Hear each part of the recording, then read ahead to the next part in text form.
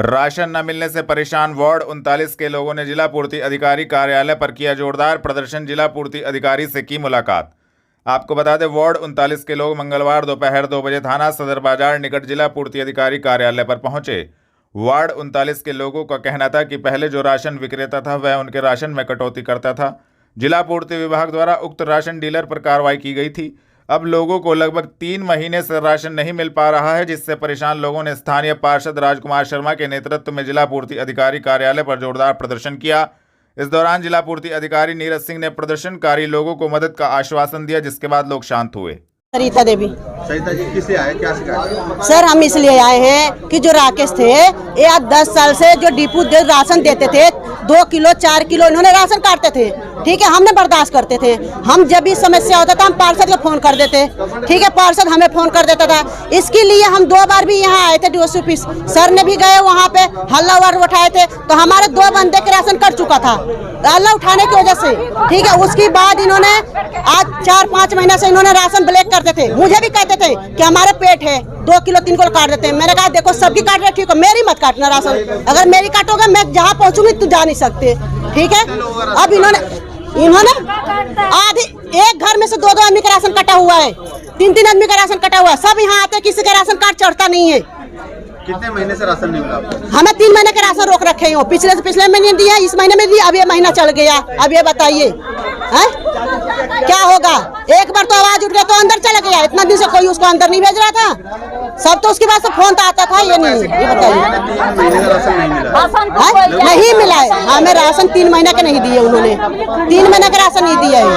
आज राशन नहीं होता है तो क्या रहेगा? हम तो आवाज उठाएंगे सर। कहाँ जाएंगे ये बताइए? सारे बंदे कहाँ जाएंगे बताइए? हाँ जी, जी, ये इस घटना के लिए आपको मतलब 1 महीने पुरानी बात आपको याद दिलानी पड़ेगी। जो लोग आए हुए हैं, एक राशन डीलर के कार्ड होल्डर हैं। उस राशन डीलर ने अपना पूरा खाद्यान्न और 1 महीने का जो अवशेष था वो बेच दिया था।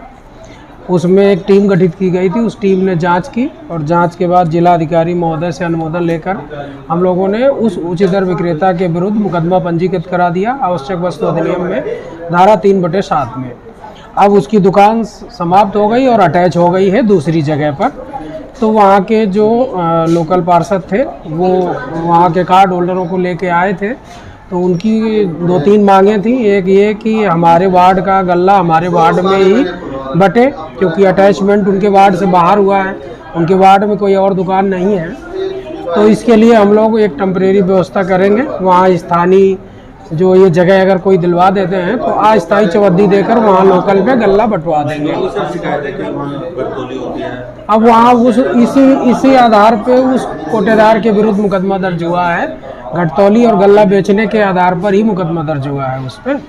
तो अब इनका जो है नया डीलर बनाया जाएगा।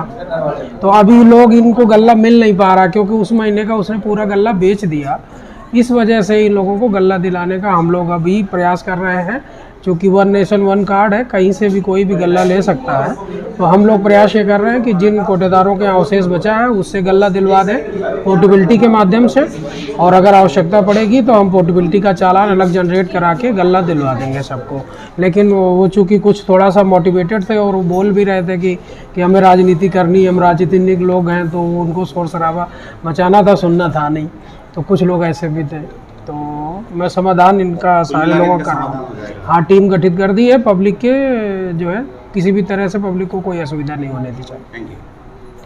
थाना गंगोह में उप निरीक्षक के पद पर तैनात स्वर्गीय सुंदर सिंह के असामयिक निधन पर वरिष्ठ पुलिस अधीक्षक ने दी अंतिम विदाई। आपको बता दें, वर्ष 1994 में आरक्षी पद पर भर्ती एवं वर्तमान में जनपद सहारनपुर के थाना गंगोह में उप निरीक्षक के पद पर तैनात स्वर्गीय सुंदर सिंह के असामयिक दुखद निधन पर मंगलवार दोपहर 2:30 बजे वरिष्ठ पुलिस अधीक्षक आशीष तिवारी, अन्य पुलिस अधिकारी गणों, कर्मचारी गणों द्वारा पुष्प अर्पित कर श्रद्धांजलि दी गई। पार्थिव शरीर को कंधा देकर उनको अंतिम विदाई दी गई। इस दौरान दिवंगत उप निरीक्षक को सद्गति एवं उनके प्रियजनों के संबल हेतु ईश्वर से प्रार्थना की गई। नगर निगम पहुंचे पार्षदों ने 32 गांवों की विभिन्न समस्याओं के समाधान एवं बरसात में साफ सफाई की करी मांग। आपको बता दें, पार्षद एवं कार्यकारिणी सदस्य मंसूर बदर के साथ पार्षदों का दल नगर निगम स्थित नगरायुक्त एवं महापौर कार्यालय पर मंगलवार शाम 5:30 बजे पहुंचा, जहां पर उन्होंने नगरायुक्त एवं महापौर से 32 गांवों की विभिन्न समस्याओं के समाधान, बरसात के बाद क्षेत्र में साफ सफाई की मांग की है, जिसको लेकर नगरायुक्त एवं महापौर ने आश्वासन दिया कि जल्द सभी काम होंगे। आज मेयर साहब से और नगर आयुक्त साहब से इसलिए पार्षद साथी मिलने के लिए आए। देखिए, बरसात का मौसम है और कुछ साथी छाता लेके आए, कुछ साथी भीगते हुए आए, लोगों की समस्याओं के लिए आए। यहाँ पर नगर और 32 गाँव में हज़ारों की संख्या में WESL की लाइट्स बंद है। बरसात के बाद पानी का जल भराव हो रहा है, मच्छर पैदा हो रहे हैं। उनके लिए विशेष सफाई व्यवस्था के लिए हमारे क्षेत्र में सफाई कर्मचारियों की बेहद कमी है। उस समस्या के लिए भाई शहीद सिद्दीकी साहब के यहाँ जो ट्यूबवेल रिबोर होना है, उसकी समस्या के लिए हमारे रईस पप्पू भाई के यहाँ जो सामने कूड़ाघर इन्होंने प्रयासों से अपने बंद कराया है, उसमें सेल्फी पॉइंट बनवाने के लिए और तमाम ऐसी समस्याओं के लिए सुपर सकर मशीन अपने क्षेत्र में लगवाने के लिए और आनंद नगर पार्क और तमाम ऐसे पार्कों में दमनीवाला कब्रिस्तान में मेरे से भी बड़ी बड़ी ऊंची घास हो गई है, उसकी कटाई के लिए बरसात के बाद क्योंकि घास बढ़ जाती है, उस सब चीज़ों के लिए नगर आयुक्त साहब से मेयर साहब से मिलना हुआ और उन्होंने एश्योर किया कि जल्द ही ये सारी समस्याओं का समाधान करा दिया जाएगा। आपके माध्यम से मैं मेयर साहब और नगर आयुक्त साहब का साधुवाद और धन्यवाद करता हूँ। बालाजी घाट पर महीने के पहले मंगलवार पर भंडारे का हुआ आयोजन, पहुंचे श्रद्धालु, प्रसाद किया ग्रहण। आपको बता दें, बालाजी घाट पर महीने के पहले मंगलवार शाम 3:30 बजे तक एक विशाल भंडारे का आयोजन हुआ।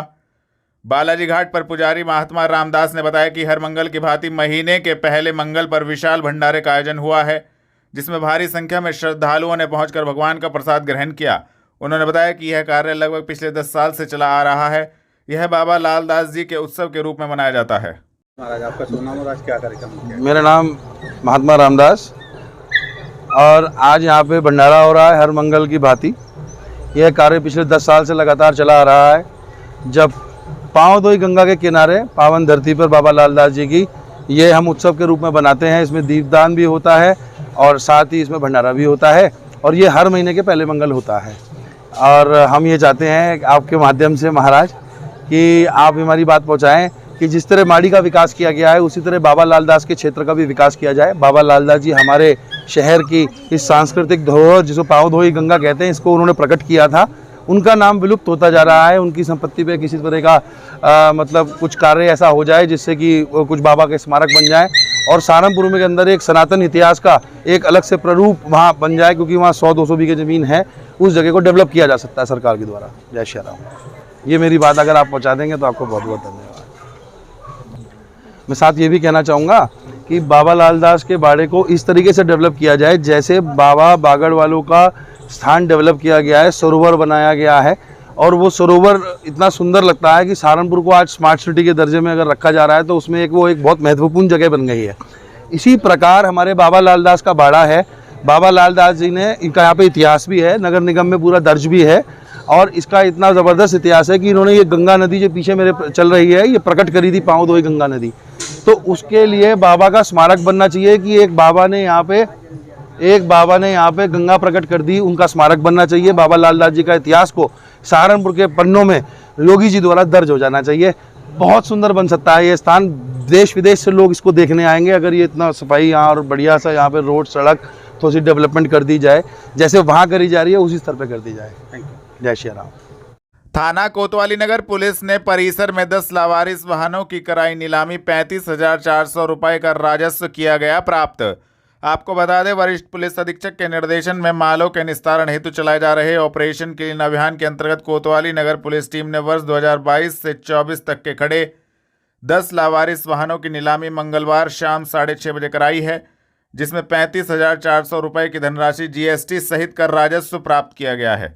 नीलामी करने वाली टीम में अशोक कुमार सिसोदिया क्षेत्राधिकारी नगर, मुकुल सागर नायब तहसीलदार सदर, रोहित कुमार सिंह निरीक्षक टेक्निकल RTO कार्यालय, सुनील नागर प्रभारी निरीक्षक कोतवाली नगर उपस्थित रहे। आशा मॉडर्न स्कूल में बास्केटबॉल प्रतियोगिता का हुआ आयोजन, किया गया शुभारंभ। आपको बता दें, आशा मॉडर्न स्कूल में बास्केटबॉल प्रतियोगिता का शुभारंभ किया गया, जिसमें अन्य राज्यों की लगभग 300 टीमों ने प्रतिभाग किया। इस दौरान खिलाड़ियों ने अपने खेल का शानदार प्रदर्शन किया। आज हमारे यहाँ आसम मॉडर्न स्कूल के अंदर सीबीएसई क्लस्टर 19 बास्केटबॉल टूर्नामेंट का उद्घाटन हुआ है। इस टूर्नामेंट के अंदर नोएडा रीजन और देहरादून रीजन की टीमें, इसमें उत्तरांचल की टीमें और वेस्टर्न यूपी की, और नियर अबाउट आप मान के चलिए कि 130 स्कूलों में प्रतिभाग किया, जिनकी 300 प्लस टीमें यहाँ पे इस समय हैं। नियर अबाउट 2500 के करीब जो बॉयज़ हैं, प्लेयर्स यहाँ खेलने आए हैं। ये टूर्नामेंट यहाँ पे 6 दिन चलेगा, जिसका आज उद्घाटन हुआ है और 9 तारीख को उसकी क्लोजिंग है। आज जो स्टार्टिंग हुई है अंडर 14 और अंडर 17 बॉयज़ की स्टार्टिंग हुई है। 7 तारीख को अंडर 19 बॉयज़ का स्टार्टिंग है, उनकी रिपोर्टिंग है, उनके मैच चलेंगे और ये मैच हमारे 9 अगस्त तक चलेंगे। इसमें जो टीमें फर्स्ट सेकंड आएंगी वो आगे सीबीएसई नेशनल खेलने के लिए आगे जाएंगी। और ये टूर्नामेंट सहारनपुर में एक उम्मीद करते हैं मील का पत्थर साबित होगा। और यहाँ पे अब तक जितने भी लोग आए हैं, सब हमारे जो भी यहाँ पे हमने अरेंज किया है, सब लोग उससे अभी तक सेटिस्फाइड हैं। और जो यहाँ पे मैच कराने के लिए ऑफिसर्स आए हैं, वो सारे ऑफिसर्स हमने यूपी फेडरेशन बास्केटबॉल फेडरेशन से बुलाए हुए हैं। और आगे के जो आज हम रात को अभी इस समय हम लोग मैच स्टार्ट करने जा रहे हैं अंडर 14 का। आज हमारा टारगेट है कि हम अगर बारिश ना हुई तो हमारे कम से कम 15 मैच आज के हैं। और ये कल से हमारे मॉर्निंग 6 o'clock मैच स्टार्ट होंगे, जो टिल नाइट लगातार चलते रहेंगे। Thank you. थाना गागालेडी पुलिस ने 2 मोटरसाइकिल चोर हिंडन नदी के पुल के पास से किए गिरफ्तार की कार्रवाई। आपको बता दें, वरिष्ठ पुलिस अधीक्षक के निर्देशन में पुलिस अपराध नियंत्रण हेतु अपराधियों के विरुद्ध कार्रवाई कर रही है। थाना गागालेडी पुलिस ने सोमवार शाम 6:30 बजे मोटरसाइकिल चोरी की घटना का सफल अनावरण किया है। पुलिस टीम ने 2 शातिर चोर सुभाष एवं गुरप्रीत को हिंडन नदी के पुल के पास से गिरफ्तार करने में महत्वपूर्ण सफलता प्राप्त की है, जिनके कब्जे से चोरी की मोटरसाइकिल बरामद की गई है। संबंधित धाराओं में कार्रवाई करते हुए दोनों अभियुक्त गणों को न्यायालय के समक्ष पेश किया गया है। गिरफ्तार करने वाली टीम में थाना अध्यक्ष प्रवेश कुमार, उप निरीक्षक रविकांत गिरी मौजूद रहे। जिला पंचायत चुनाव की तैयारी में जुटे कार्यकर्ता राष्ट्रीय लोकदल खेल प्रकोष्ठ के राष्ट्रीय अध्यक्ष चौधरी नीरपाल सिंह। आपको बता दें, हकीकत नगर कैंप कार्यालय पर राष्ट्रीय लोकदल खेल प्रकोष्ठ के राष्ट्रीय अध्यक्ष चौधरी नीरपाल सिंह व प्रदेश अध्यक्ष दीपक तोमर ने सोमवार शाम 4 बजे सहारनपुर मंडल की समीक्षा बैठक की। तीनों जिलों के पदाधिकारी उपस्थित रहे। इस दौरान पदाधिकारी नियुक्त किए गए। बैठक को संबोधित करते हुए राष्ट्रीय अध्यक्ष चौधरी नीरपाल सिंह ने कहा कि प्रत्येक जिला अध्यक्ष, महानगर अध्यक्ष अपने अपने जिलों में हर महीने कार्यशाला का आयोजन करेंगे। उन्होंने कहा कि पार्टी द्वारा चलाए जा रहे सदस्यता अभियान को 30 सितंबर तक पूरा कर लें, जिसको लेकर संबंधित जानकारी भी दी गई।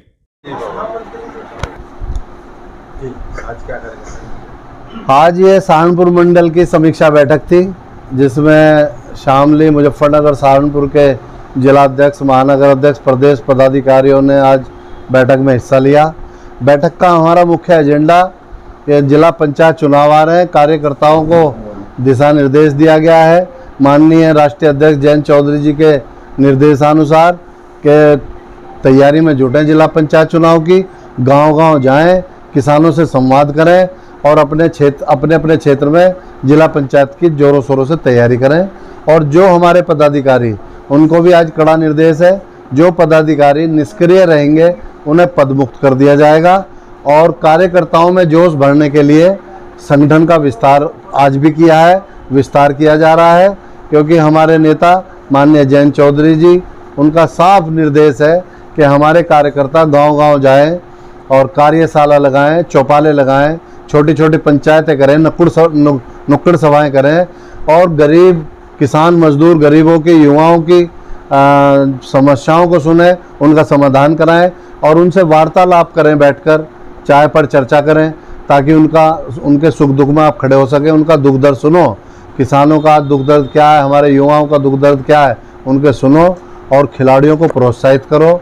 गांव में एकेडमियों का आयोजन करवाओ और खेल प्रतियोगिता का आयोजन करवाओ, जिससे ये हमारे टैलेंटेड बच्चे आगे निकल सकें। जो बच्चे धन अभाव के कारण या किसी वजह से अपनी मंजिल तक नहीं पहुंच पाते, उनके लिए हम संदेश देना चाहते हैं कि राष्ट्रीय लोकदल खेल प्रकोष्ठ उनके हर सहयोग के लिए आपके साथ खड़ा है और खिलाड़ियों को प्रोत्साहित करने के लिए, इन बच्चों का भविष्य बनाने के लिए राष्ट्रीय लोकदल खेल प्रकोष्ठ अग्रणी भूमिका निभा रहा है। मुख्यमंत्री ने की विकास कार्यों एवं कानून व्यवस्था की मंडलीय समीक्षा। 381 करोड़ रुपए की 15 योजनाओं का किया लोकार्पण। आपको बता दें, मुख्यमंत्री योगी आदित्यनाथ ने जनपद सहारनपुर भ्रमण के दौरान सर्किट हाउस सभागार में विकास कार्यों एवं कानून व्यवस्था के संबंध में मंडलीय अधिकारियों के साथ समीक्षा बैठक की। मंडलायुक्त अटल कुमार राय ने मुख्यमंत्री का अंग वस्त्र देकर सम्मान किया। विकास कार्यों एवं कानून व्यवस्था की मंडलीय समीक्षा बैठक में जनपद मुजफ्फरनगर एवं शामली के अधिकारी वीडियो कॉन्फ्रेंसिंग के माध्यम से जुड़े। मुख्यमंत्री ने समीक्षा बैठक से पूर्व सहारनपुर मंडल के सांसद, विधायक एवं सदस्य विधान परिषद के साथ लोक निर्माण विभाग, पर्यटन एवं नगर विकास विभाग की बैठक की। बैठक में सभी जनप्रतिनिधियों से विधानसभावार तीनों विभागों के कार्यों की प्रगति की जानकारी ली गई। मुख्यमंत्री ने कहा कि अधिकारी जनप्रतिनिधियों से प्राथमिकता निर्धारित करते हुए कार्यों पर यथाशीघ्र कार्रवाई करें। इसके पश्चात उत्तर प्रदेश के मुख्यमंत्री योगी आदित्यनाथ सहारनपुर के गोगा जाहरवीर महाड़ी पर पहुंचे। वहां उन्होंने गोगा महाड़ी के मंदिर में पूजा अर्चना की। इसके बाद उन्होंने महाड़ी पर बने सरोवर का उद्घाटन किया। मुख्यमंत्री योगी आदित्यनाथ के आगमन को लेकर सुरक्षा के कड़े इंतजाम किए गए थे। मंदिर में पूजा अर्चना के दौरान उन्होंने प्रदेश की सुख शांति और समृद्धि की कामना की। इस अवसर पर उनके साथ कई वरिष्ठ अधिकारी और स्थानीय जनप्रतिनिधि भी मौजूद रहे।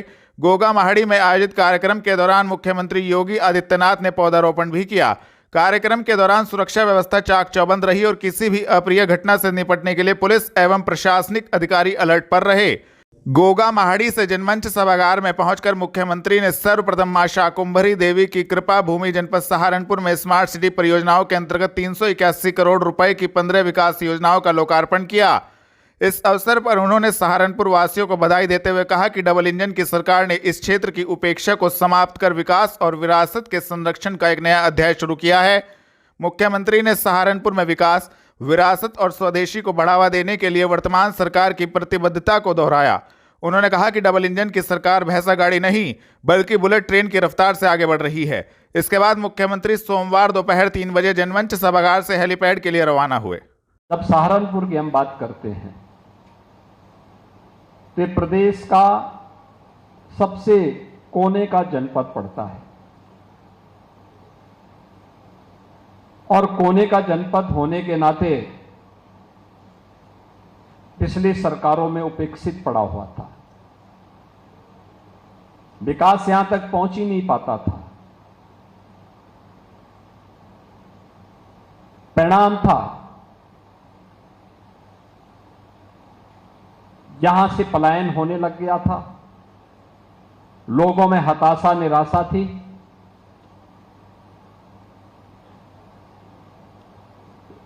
असमंजस की सी स्थिति थी। लेकिन अब डबल इंजन की भारतीय जनता पार्टी की सरकार के कारण सहारनपुर की निराशा समाप्त हुई। सहारनपुर के साथ आज दोनों सरकारें पूरी मजबूती के साथ खड़ी हुई हैं। अब यहां पर चल रही परियोजनाएं सहारनपुर को एक पहचान दिलाती है। सहारनपुर को उसकी विरासत से जोड़ा गया है। मां शाकंभरी का पावन धाम होने के साथ ही इस पूरी कमिश्नरी में किसी भी युवा की डिग्री में कोई एक नाम आएगा तो माता शाकंभरी का नाम जुड़ेगा। माता शाकंभरी विश्वविद्यालय प्रारंभ हो चुका है, भवन बन चुका है, हैंडओवर की कार्रवाई अंतिम चरणों में चल रही है और जिस दिन वो बन करके तैयार होगा तो स्वयं उसके लोकार्पण करने के लिए हम लोग फिर पधारेंगे। एक बड़ा आयोजन यहां पर सहारनपुर के युवाओं के लिए हम लोग यहां पे करेंगे। सहारनपुर से जुड़े हुए वे सभी स्थल, चाहे वह माता त्रिपुरेश्वरी बाला सुंदरी का स्थल देवबंद हो या फिर बाबा बुग्धावीर का धार्मिक स्थल गंगो, अभी हम जाहरवीर गोगा जिसे जुड़े हुए एक पावन स्थल के सुंदरीकरण के कार्य का अवलोकन करके भी आ रहे हैं। यह है विरासत के साथ जोड़ने की सरकार की प्रतिबद्धता। विपक्ष आतंकियों के साथ होता है खड़ा। 8, 9 एवं 10 अगस्त 2025 को महिलाएं उत्तर प्रदेश परिवहन की बसों में करेंगी मुफ्त यात्रा, मुख्यमंत्री योगी आदित्यनाथ। आपको बता दें, सोमवार दोपहर 2:30 बजे मुख्यमंत्री योगी आदित्यनाथ जनमंच सभागार में उपस्थित कार्यकर्ताओं एवं लोगों को संबोधित कर रहे थे। इस दौरान उन्होंने कहा कि विपक्ष आतंकियों के साथ खड़ा होता है और हिंदुत्व को बदनाम करने की साजिश की जा रही है। सपा एवं कांग्रेस को आतंक से सहानुभूति है। उन्होंने कहा कि रक्षाबंधन के अवसर पर 8, 9 एवं 10 अगस्त 2025 तक महिलाएं उत्तर प्रदेश परिवहन की बसों में मुफ्त यात्रा करेंगी। पहले की सरकारें किस रूप में शोषण करती थी? जाति के नाम पर तो बांटती थी, लेकिन योजनाओं का लाभ केवल परिवार तक सीमित करती थी। एक परिवार पूरे प्रदेश में अराजकता का कारण बनता था, जाति बदनाम होती थी और प्रदेशवासियों के सामने पहचान का संकट खड़ा होता था। पहचान का संकट प्रदेशवासियों के सामने खड़ा होता था। आज ऐसा नहीं, अब तो विकास हो रहा है। एक और यहां पर विश्वविद्यालय का निर्माण, वो भी माता शाकंभरी के नाम पर। विरासत के संरक्षण के लिए माता शाकंभरी मंदिर के कॉरिडोर के विकास का कार्य, आपने देखा होगा पहले वहां जाना ही कठिन होता था। अब तो बेहतरीन कॉरिडोर बन रहा है और कॉरिडोर के साथ साथ हम लोगों ने व्यवस्था की है कि एक एलिवेटेड मार्ग इस रूप में हम वहां तैयार करेंगे। सर्दी हो, गर्मी हो, बरसात हो, किसी भी सीजन में मां शाकंभरी का दर्शन करने के लिए सहारनपुर ही नहीं, देश भर का श्रद्धालु आकर के, जैसे आपने महाकुंभ में देखा होगा पूरी दुनिया आई थी, 66 करोड़ से अधिक श्रद्धालु वहां पर आए। दुनिया से अपना पैसा खर्च करके लोग आ रहे हैं, लेकिन परेशानी हो रही थी कांग्रेस और समाजवादी पार्टी के लोगों को। उनको परेशानी इस बात की हो रही थी कि सनातन धर्म का वैभव और गौरव इतना ऊंचा कैसे हो जा रहा है, क्योंकि इन लोगों की संवेदना एक गरीब के साथ नहीं होती। इन लोगों की सहानुभूति एक नौजवान के साथ नहीं होती है। इनको भारत की विरासत पर गौरव की अनुभूति नहीं होती है। भारत और भारतीयता अगर आगे बढ़ता है तो इनको परेशानी होती है, लेकिन अगर कहीं आतंकी वारदात होती है तो आतंकी वारदात को संरक्षण देने के लिए छाती चौड़ी करके लोग आगे बढ़ने का कुत्सित प्रयास करते हैं। 9 अगस्त को इस बार रक्षाबंधन का पावन आयोजन है। 9 अगस्त काकोरी ट्रेन एक्शन की घटना का भी है। देश की आजादी के लिए जिन वीर बलिदानियों ने अपना योगदान दिया था, अपना बलिदान दिया था, उनके स्मरण का दिवस भी है। और 16 अगस्त को परित्राणाय साधूनाम विनाशाय च दुष्कृताम, भगवान श्री कृष्ण की पावन जयंती, उनका पावन जन्मदिन श्री कृष्ण जन्माष्टमी भी पड़ेगा। मुझे आज बताते हुए प्रसन्नता है, यहां पर बहुत सारी बहनों को मैं देख रहा हूं। हमारी सरकार ने तय किया है 8, 9 और 10 अगस्त को 3 दिन के लिए रक्षाबंधन में उत्तर प्रदेश परिवहन निगम की बसेज में और नगर विकास की सभी बसेज में फ्री में यात्रा की सुविधा हम दे रहे हैं। रक्षाबंधन में लोग बहनों को उपहार देते हैं। जन्माष्टमी पर्व आ रहा है, जन्माष्टमी में उपहार देंगे। इसके उपरांत विजयादशमी, दीपावली आदि पर्व पड़ेंगे, इसमें भी लोग उपहार देते हैं। इससे पहले क्या होता था, जब कहीं कोई पर्व और त्योहार आता था तो पूरी मार्केट छाई रहती थी चीन के सामानों से। आप मुझे बताओ, चीन के सामान को हम खरीदेंगे, एक तो उसमें टिकाऊपन नहीं होता, टिकाऊपन नहीं होता। आप लेंगे, घर पहुंचते पहुंचते ही खराब हो जाता था, टूट जाता था। दूसरा, उसका मुनाफा जो होता था वो चीन की कंपनियों के पास जाता था। जनपद में ड्रोन कैमरों एवं चोरों की अफवाह के संबंध में पुलिस द्वारा लगातार की जा रही कड़ी निगरानी। एसएसपी आपको बता दें, सोमवार सुबह 8 बजे एसएसपी आशीष तिवारी ने बताया, जनपद में ड्रोन कैमरों चोरों की अफवाह के संबंध में पुलिस द्वारा लगातार कड़ी निगरानी की जा रही है एवं जनपद वासियों को लगातार जागरूक किया जा रहा है। सभी जनपद वासियों को ड्रोन संबंधी शिकायतों समस्याओं हेतु तत्काल डायल 112 एवं स्थानीय पुलिस को सूचित करने के लिए बताया गया है। ड्रोन कैमरों चोरों की अफवाह फैलाने वालों के विरुद्ध तत्काल कड़ी कार्रवाई की जाएगी। सहारनपुर पुलिस ड्रोन कैमरों चोरों की अफवाह न फैलाने एवं कानून अपने हाथ में न लेने की अपील करती है। जनपद में ड्रोन संबंधी इवेंट्स पर लगातार नजर रखी जा रही है। सभी लोगों को अवगत कराया गया है, पूर्व में भी अवगत कराया गया है कि ड्रोन संबंधी इवेंट्स में इमीडिएटली यूपी 112 या लोकल जो पुलिस है उसको संपर्क करें। कोई भी व्यक्ति कानून हाथ में ना ले, अन्यथा उसके खिलाफ में कठोर से कठोर कार्रवाई की जाएगी। इसमें जनपद में कई एफआईआर दर्ज भी की गई हैं और इसमें लगातार ड्रोन संबंधी इवेंट्स में गिरावट भी दर्ज की गई है और आगे भी इस तरह के अफवाह फैलाने वालों के खिलाफ में या कानून हाथ में लेने वालों के खिलाफ में सख्त से सख्त कार्रवाई की जाएगी। इसमें गैंगस्टर की भी कार्रवाई की जा सकती है।